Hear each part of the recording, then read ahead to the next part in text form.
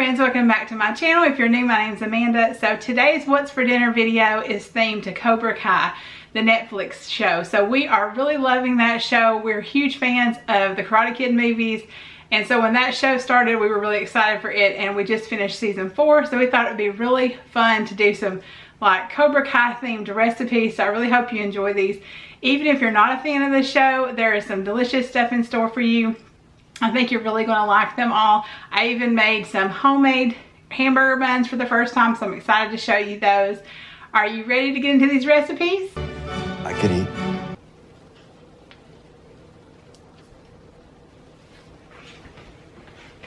Let's begin. We're gonna get started with our Mama LaRusso's Chicken Cacciatore. Oh, it's Daniel's mother's famous Chicken Cacciatore. So it sounds like this Chicken Cacciatore must be pretty famous in the LaRusso family. So I thought I'd give it a shot. I've never actually had Chicken Cacciatore before this, so that was really interesting trying something brand new. I'm just cutting up my veggies. I've got some onions, some peppers, and some mushrooms. And I actually looked at a few different recipes for this. Some of them varied. I actually ended up adding black olives to mine. I thought that might be good. So there were definitely a few different variations. And so I think it's fun to sometimes take some from one and some from another and kind of make your own thing. But we're going to go ahead and get started searing our chicken. And I'm using boneless, skinless chicken thighs. I've just got a couple of tablespoons of olive oil that I'm heating over a medium heat in this pan. Now, I will tell you, if you want to get a really good sear on the chicken, definitely don't overcrowd your pan like I'm about to. I was trying to get it all squeezed into one pan.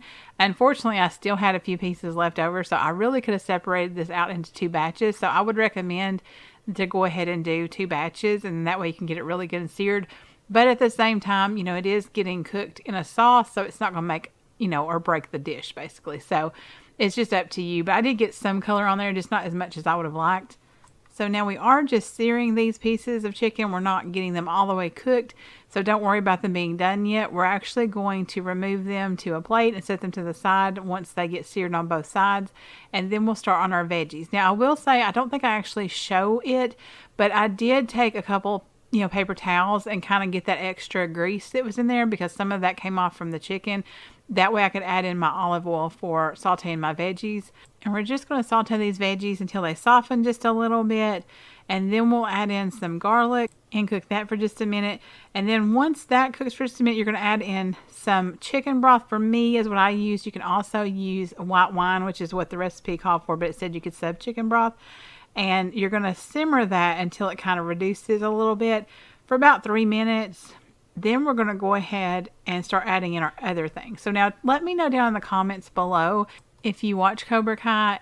Like, I loved Karate Kid as a kid, and so I'm just loving this show so much. So this video was so fun to make. I hope y'all really enjoy it too, because even if you don't like Cobra Kai, they're still delicious recipes. So now we're just going to go ahead and add in our tomatoes, and those are crushed tomatoes. We're going to add in our seasoning, some Italian seasoning. Of course, you can add in salt, pepper, anything else you might like to add here, as well as our mushrooms and some balsamic vinegar.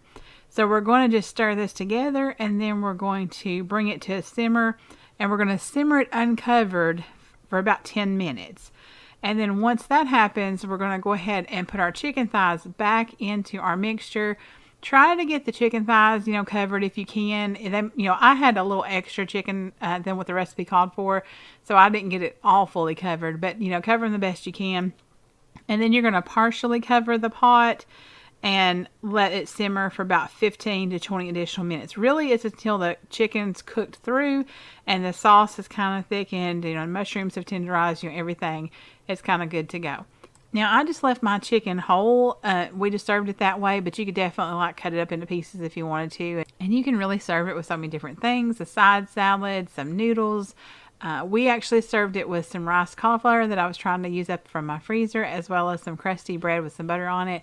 This was really good. I really wasn't sure what to expect since I'd never had Chicken Cacciatore before, but I definitely enjoyed it. That sauce is really good, and it really would go really well with some pasta. Or even maybe some spiralized zucchini or squash or something like that too. That bread soaks up that sauce really good, so that's nice to dip the bread in the sauce.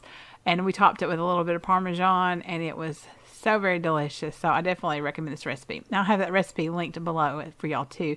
I always try to make sure I do that. If I forget, let me know in the comments and I'll fix it for you. Next, we have another LaRusso family favorite, Bananarama Chocolate Chip Pancakes. Hey Sam, Bananarama Chocolate Chip Pancakes are up. So apparently these are Sam's favorite in the show, so I wanted to try them out. I love chocolate chip pancakes, so I thought this would probably be really good too. So in my bowl, I've got some flour, I'm adding some sugar, baking powder, and also some cinnamon. That wasn't called for in the recipe, but I thought cinnamon would taste good in this. And the recipe, of course, calls for salt. Since I watched my sodium, I decided to leave that out, but definitely add that in if you'd like to have it in there. And we're just going to mash up a banana. Now, I saw Mary Mauser actually make this on her YouTube channel. She's the actress that plays Sam. So I'll link her video below as well as this recipe. So if you want to go check out her making them too. But I've got a couple of eggs that I've added in with our bananas. And we're also going to add in some milk and some vanilla. And we're going to mix this really well together. Then we'll add this mixture as well as some melted butter, which mine sat out for a little longer. So mine doesn't look so melted anymore when I put it in there. But into our flour mixture. And that's, as soon as you get that done, you're ready to go ahead and add your chocolate chips in there. Now, with mine, sometimes when I make chocolate chip pancakes, I actually will just sprinkle the chocolate chips on top as they're cooking. And you can definitely do that too. So however you want to do it, whether you want to mix them together or you want to, put them on top, that's fine. Sometimes I like putting them on top because the chocolate chips get a little crispy.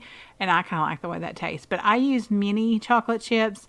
And I used a little over 1/3 cup, and I felt like that was actually quite a few. So definitely, I think the mini chocolate chips always kind of take up or spread out a little more, so it makes you feel like you're getting more chocolate chips. But just use however many you like, and you could change that up if you like to too. So I've just got my griddle here, and I've just, spread some butter on top of it because I feel like pancakes are always better when they're cooked in a little bit of butter. And I'm just scooping these out. Make them however size that you like to do. We kind of like to my husband likes to make giant pancakes when he does it, but I like to make kind of smaller sized ones, regular sized ones. My kids actually tend to prefer the smaller ones too, like that. I think they think they're just more fun or something. But this made several pancakes. So, obviously you can double or triple or however if you'd like to. If you like things like banana bread, you're probably going to like these pancakes. Obviously, if you don't like bananas, you may not like it so much. My husband does not like bananas, so he did not try any of these.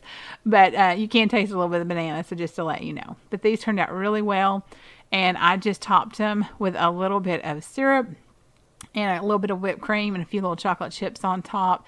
And they were really good. And I enjoyed, having a few leftovers too. So I usually reheat my pancakes in the toaster. I feel like that kind of helps them do a little better than they do in the microwave. Also, some fresh bananas would be really good with these too. Now we're going to be making Johnny's manwiches with homemade hamburger buns. Not manly enough. So these probably won't be manly enough for Johnny because I'm not adding the beef jerky like he does in the show. But in my mixing bowl, I had my water, yeast, honey, and oil, and I'll let that, kind of sit for 5 minutes. Now we're adding in our flour and salt here. This recipe was so easy and so good. I could not believe it. Like, I did not think it would be this easy to make homemade hamburger buns. So if you have been intimidated to make, homemade breads, definitely try some easy recipe like this because I am totally hooked now. So basically we're using our dough hook to knead our dough. It's bringing it together, and as it brings it together, it's going to start scraping the sides of the bowl to where you see the bowl look clean. We're going to actually knead this for 5 to 8 minutes. I did 5 and that was fine. And also use the, I think it's the rapid rise yeast, and that worked fine. I just used the same amount. It called for active yeast in the recipe, and I used rapid rise, and that worked out fine. And I could not believe I got this all correct on the first try. I was so nervous that this was not going to turn out, but it really turned out really well. So we're just taking our dough off. We're going to get ready to knead it for just a second and kind of get it, into a shape that we can divide equally, because you want to be as equal as you possibly can so that the hamburger buns turn out, pretty much the same size. I had one that was a little smaller, but overall I got most of them pretty close. So you're going to just, once you knead this a few times and get it kind of shaped into a, kind of I don't know. I think I almost did almost like a square, but it really just whatever you want to shape it into that you can cut equally. And I cut it in half, both ways, where I got 4 pieces and I cut each of those 4 pieces in half again. So I got 8 pieces, and this should make 8 buns. So that should be right. And basically you're going to just form them into kind of a disc shape. You'll see that I kind of redid a few of these. Obviously, this being my first time, I wasn't really sure what I was doing. And so as I started looking at them, I thought, I think those should be a little flatter instead of like so compact. So I went ahead and just spread them out a little more, got them a little flatter, and that worked out perfect. And these would also make really good rolls. In fact, I think really most of my family ate them as rolls because they were so excited to have, homemade bread. And this was actually only because we were kind of snowed in and I had no buns and I wanted to make this recipe. So that kind of worked out really well. Now you let the dough rest for 10 minutes before you bake it, and then you're going to bake it for about 25 minutes at 350 degrees. You could also brush this with like an egg wash if you want to make them shiny, or put some melted butter on them when they get done, or however you'd like to do it. But they were really, really good, and they were perfect for our manwiches, or sloppy joes as they're also called. So I used to love manwich when I was a kid. It was so good. I tried it as an adult and I don't know, it just didn't taste the same, but this was really good. So if you like sloppy joes, you'll probably like this recipe. I've just got some olive oil in my pan over medium heat, and I'm sauteing some onions and some green peppers. Once those kind of soften, I'm going to go ahead and add in some garlic and then saute that for a little bit longer. Now, typically you would brown the meat first, it said in the recipe, but as y'all know, I keep meat in my freezer already cooked, so I just thawed it out in the microwave and then I just added it in here cooked. We're also going to add in some tomato paste and get that stirred together.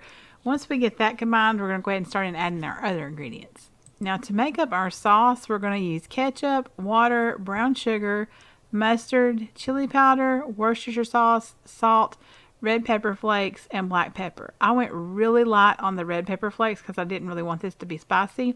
My daughter said she loves spicy. She was like, I totally could use more red pepper flakes. But I just can't handle the spice. It just ends up not doing well for me. And I also think if you wanted to use like beef broth in place of water, that would be really another way to enhance the flavor here. I'm always trying to do that, with recipes. If I would have already had a container of beef broth open, I definitely would have did that, but I didn't want to open one just for such a small amount of it. But you're just going to let this cook for just a little bit longer, about 10 to 15 minutes, or until it's kind of thickened to your liking. And then you're ready to scoop it on your buns. So I actually toasted my buns in the skillet, and these were those homemade buns we made. Y'all, this was such a good meal. Like, I just served it over with a few chips to be quick and easy, and those are lightly salted chips. So if you watch your sodium like me, these are just Kroger brand. They're really good, and this was absolutely delicious. I love those homemade buns. Now we're going to be making Kyler's fish stick tacos. Oh yeah, fish sticks are dope. So since Kyler really likes fish sticks, I thought it would be fun to do fish stick tacos. So I'm just getting started on a topping for our fish stick tacos. This is called Fiesta Salad. It's something that's from my blog, so I'll have it linked below. We're just going to cut up some tomatoes, an onion. I do recommend a red onion. Unfortunately, I didn't have any red onion, so I just used a yellow onion. And we're also going to use some lime and an avocado. I actually ended up adding an additional half avocado that I don't think I got filmed. So all of this really is to taste. This is really one of those things that, taste it, see what you like, and add as much or little of something as you like. Also, typically I put cilantro in there, but I did not have any on hand. So unfortunately it didn't have cilantro, but I love cilantro. It's so good in this. As long as you're, one of the people who actually likes cilantro. I know some people have that, like where it tastes funny. Then you would definitely want to include that in this if you can. So I've just kind of diced up my avocado, and I'm adding that to the bowl. We're also going to add in, of course, our tomatoes that we already cut up, our onion, some corn, black beans. The black beans, of course, need to be rinsed and drained. And we're going to do half of a lime and a little bit of lime zest. Again, all this is to taste. If you taste it and you're like, I think I really would like to have a little more lime, definitely go ahead and add that in. Now, of course, you can also add, salt, pepper, any seasonings you want. This time, it's not noted in my recipe on my blog, but this time, since I didn't have any cilantro, I went ahead and added some ground coriander. Also added in just a little bit of chili lime seasoning, a little bit of chili powder, just some of those typical kind of Mexican seasonings that might taste good in this. And, obviously, like I said, feel free to use however, much you like, whatever seasonings you might like. And now I'm just adding some ranch dressing. Again, this is going to be something, I usually say start off with about 4 to 6 tablespoons. And then if that's not, the taste you're going for, the creaminess you want, definitely go ahead and add just some more. But we're just going to toss that together. I did taste it and I was like, I think I want a little more ranch flavor in there. And so I went ahead and added just a little more. So, definitely, like I said, use your taste on this, kind of change things up as you would like. And of course, if there's something you don't like, definitely feel free to leave that out. Especially I know some people don't like onions and stuff like that. This is super yummy for any kind of Mexican food. It's really yummy with tortilla chips. It's just something really good I thought would be really tasty on top of fish tacos. Now, have you ever had fish stick tacos? Let me know down in the comments below. If you haven't, I cannot recommend them enough. There is something, I know it sounds like probably a weird combination, but there is just something about that combination of like the crunchiness of the outside part of the fish tacos or the fish sticks, and especially like with this creamy salad on there, and we'll add a little shredded cheese and all that stuff. It's just so very good. So I'm just going ahead and heating up some tortillas. These are just corn tortillas. I sprayed the pan with just a little bit of cooking spray and then just kind of heated them on each side. We've got a little bit of shredded cheese. You can use whatever, flavor you like. I used a sharp cheddar here. Lots of different ones I'm sure would work well for this. Just whatever's your favorite. And then we just topped it with some of our cooked fish sticks that we just baked those in the oven. And then we'll top it with a little bit of that fiesta salad. And y'all, this was really, really good. My kids really enjoyed this too. It was definitely a hit, and we'll definitely be making it like this again. Plus, you can't beat how easy it is. Super easy. It's just a really, yummy dinner. You could also serve it with like some, Mexican rice if you wanted to, or something like that. That would go really well with it too. But I really appreciate y'all joining me today. I hope you've enjoyed this video. It really was so fun thinking of the recipes that I wanted to go with this video to theme it along with the Cobra Kai. We just watched season 4. And like we already started rewatching some of it. It's so good. I just love this show. I cannot wait for season 5. But definitely let me know, like I said, if you watch the show too. I hope you each have a blessed day wherever you are. And I'll see you in the next one.